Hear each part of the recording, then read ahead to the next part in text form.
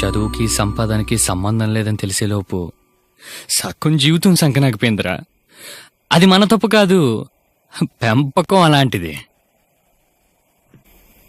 బయట ఫ్రీగా తిరుగుతున్నారు, మనకే ఫ్రీడమ్ లేదు.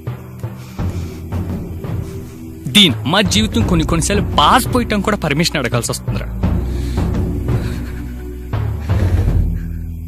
బా మనం ఏం చదువుకున్నాం రా? Sine theta, cos theta, tan theta కదా.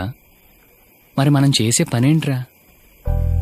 అసలు ఈ ఎడ్యుకేషన్ సిస్టమ్ ఏంటో, ఆ పెంపకం ఏంటో, ఎవడో రాసిన బుక్ చదివి ఎవడో పెట్టిన కంపెనీలో కొన్ని లక్షల ఉద్యోగాల మధ్యన ఒక చిన్న ఉద్యోగం తెచ్చుకోవటానికి 20 ఏళ్ళు చదవాలా?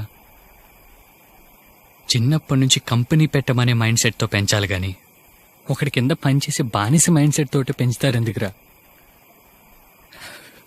అసలు ఎలా చెప్తే అర్థం అవుతుందిరా? వాళ్ళలాగే పిల్లలు కూడా బానిస బతకాల. ఏమనంటే మన మిడిల్ క్లాసు, మన బతుకులు ఇంతే, వారానికి ఒకసారి చికెన్ తినాలి, పండగ వచ్చినప్పుడే కొత్త బట్టలు కొనుక్కోవాలి. ఛీ, ఇదో బతుకు.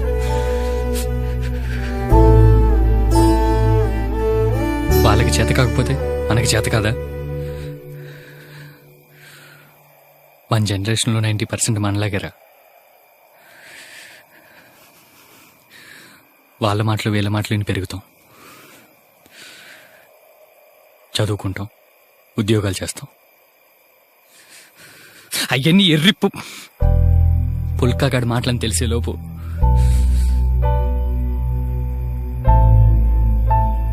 లైఫ్ అనే ఫుల్ బాటిల్లో క్వార్టర్ అయిపోతుంది.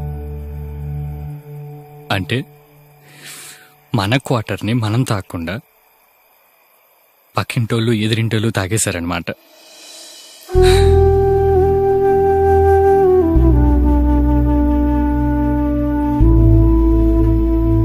ఆ పెంపకం వల్ల ఇంకా ఎంతమంది రజనీకాంత్లు కండక్టర్ గానే ఆగిపోయారో, ఇంకా ఎంతమంది అంబానీలు పెట్రోల్ బంకులను మిగిలిపోయారో.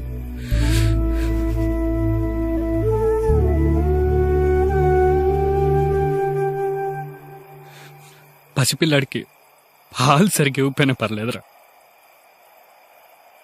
కానీ మాటలు నేర్పించేటప్పుడు బుజ్జి, చూడు చూడు, ఇది అమ్మ, ఇది నాన్న అనే పదాల కన్నా నా ఇష్టం అనే పదం ఫస్ట్ నేర్పిస్తే 127 కోట్లలో కనీసం 100 మంది సచిన్లోనే ఉండేవాళ్ళరా.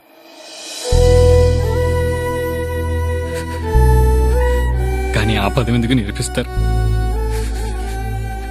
అమ్మా నాన్న ఇష్టం.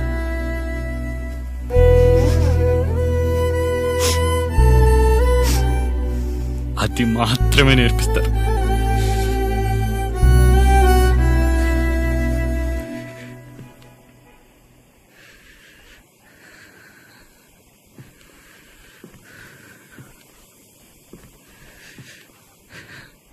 బిల్ గేట్స్కి, స్టీవ్ జాబ్స్కి సాఫ్ట్వేర్ అంటే ఇష్టం రా, అందుకే అలా రేంజ్లో ఉన్నారు. మరి మనకేం ఇష్టం? మన ఇష్టాన్ని అడిగేది ఎవరు, చెప్పినా వినేది ఎవరు?